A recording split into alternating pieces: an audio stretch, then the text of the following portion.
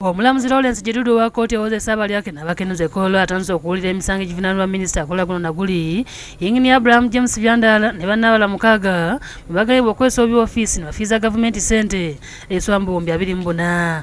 Minisita Byandaala ne Gyeyasoola Mugoma baali basaba bateese ne kalisoiso wa gavumenti abagolako emisango egibavunaanibwa wabula omuwaabi wa gavumenti Sarah Birungi ategeeza kkooti nti enteeseganya zino kiyite plea bargaining tezaagenze bulungi.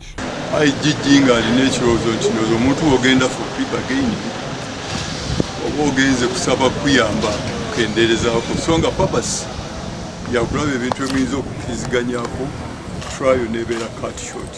Birungi era ategeereza kkooti nti bakoze enkyukakyuka mu misango gye basooka okuloopa abawawaabirwa nga muno mulimu gye bajje n'okussaamu emipya wabula nga gyonna awamu gisigadde 23. Omulamuzi alagidde gitandika okuwulirwa n'addamu okugibasomera nga mu gino mulimu egy'obubbi, okulya enguzi, okweza obi w'ofiisi, okujemera ebiragiro bya gavumenti n'ebirala kyokka bonna ne babyegaana. Wabula omu ku bavunaanibwa nga Apollo Senkeeto ategeeza nti agenda kusaba kkooti emirize okuwulira emisango gye kubanga kkooti y'abalyake n'abakenuzi terina buyinza kumuwozesa.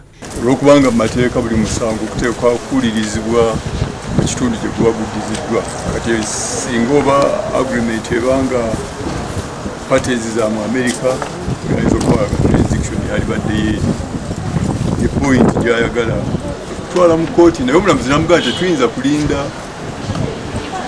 ky'oyagala okukola lwe kinaggwera. Omujulizi asoose David Luyimbazi yali omukozi mu kitongole ky'ebyenguudo ekya UNRA ng'ono ategeeza nti UNRA yalanga omulimu ogw'okukola oluguudo olwakyetume mukono katosi nnyenga kyokka ssente ne zibula kyokka bwe zaalabika balina okuddamu okugulanga ekintu kye bataakola ate omulimu ne gutandika. Aba UNRA ne balaba nga kirina ne implications endala 10 ne batandika okukola meetings basalewo ki ekyokukola. Omulamuzi Gidudu ayongezayo okuwulira omusango guno okutuusa ng'ennaku z'omwezi 25 omwezi ogujja era ng'akutandika okuseera n'eggaliwanga ebibuuzo.